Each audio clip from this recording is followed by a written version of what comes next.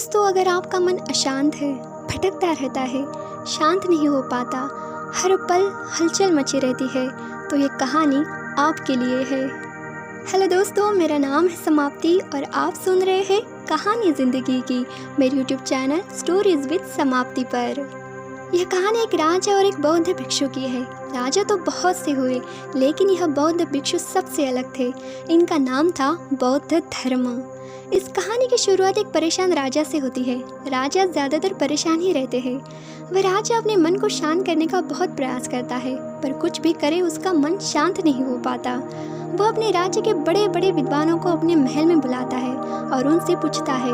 लोग तरह तरह के उपाय राजा को बताते हैं, पर कोई भी उपाय काम नहीं करता।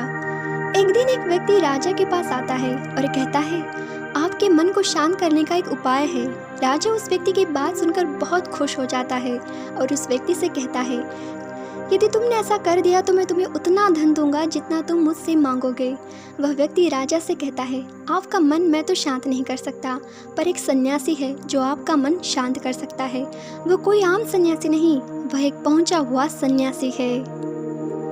आप उससे एक बार अवश्य मिलिए, वह आपकी समस्या का समाधान अवश्य कर देगा। राजा व्यक्ति से कहते हैं, कहाँ मिलेगा मुझे यह सन्यासी? वह व्यक्ति राजा से कहता है, यहाँ से कुछ दूर जंगल में उसकी छोटी सी कुटिया है। राजा अपने कुछ सैनिकों के साथ उस सन्यासी के पास पहुँचता है और बौद्ध धर्म से कहता है, मैंने सुना है आप बहुत पहुँचे हुए सन्यासी हैं। बौद्ध धर्म राजा को अनदेखा सा कर देता है। राजा सोचता है कि शायद बौद्ध धर्म ने मुझे सुना नहीं। राजा फिर कहता है, मैंने सुना है आप बहुत पहुँचे हुए सन्यासी हैं, क्या आप मेरे समस्या का समाधान कर सकते हैं?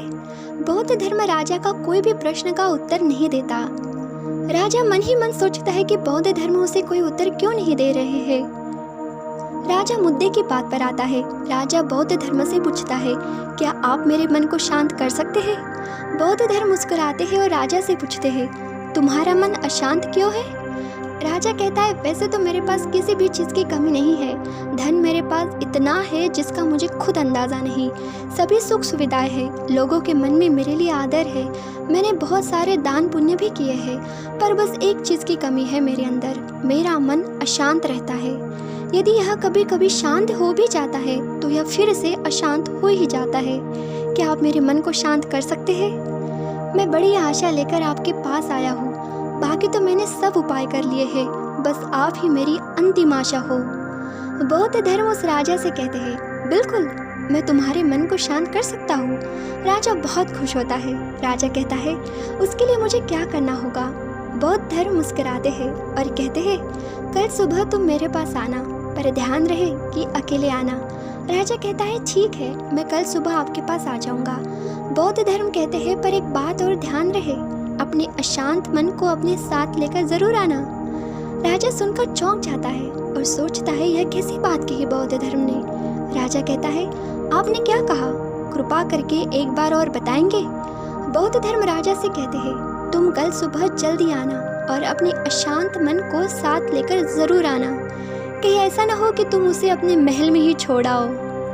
राजा सोचता है कि यह व्यक्ति कोई पागल तो नहीं, पर क्योंकि अब राजा के पास कोई विकल्प भी नहीं है, इसलिए वह सोचता है कि एक बार प्रयास कर ही लेना चाहिए। अगले दिन राजा अकेला सुबह सुबह बौद्ध धर्म के पास पहुंचता है और कहता है, मैं आ गया। बौद्ध धर्म उस राजा से कहते हैं, तुम तो आ गए, ठीक है, लेकिन तुम्हारा अशांत मन कहाँ है? लाओ, उसे मुझे दे दो, मैं उसे अभी शांत करके तुम्हें देता हूँ।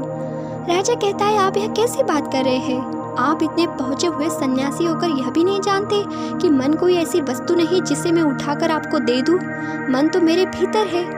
बौद्ध धर्म उस राजा से कहते हैं, ठीक है, बैठ जाओ और अपनी आंखें बंद करके उस अशांत मन को अपने भीतर खोजो। राजा अपनी आंखें बंद करके उस अशांत मन को अपने भीतर खोजने का प्रयास करता है। बहुत देर आंख बंद करके बैठ रहने के बाद बौद्ध धर्म राजा के कंधे पर हाथ रखते हैं और कहते हैं, आंखें खोलो। राजा अपनी आंखें खोलता है। बौद्ध धर्म उस राजा से पूछते हैं, क्या तुम्हें तुम्हारा अशांत मन मिला? राजा कहते हैं, नहीं।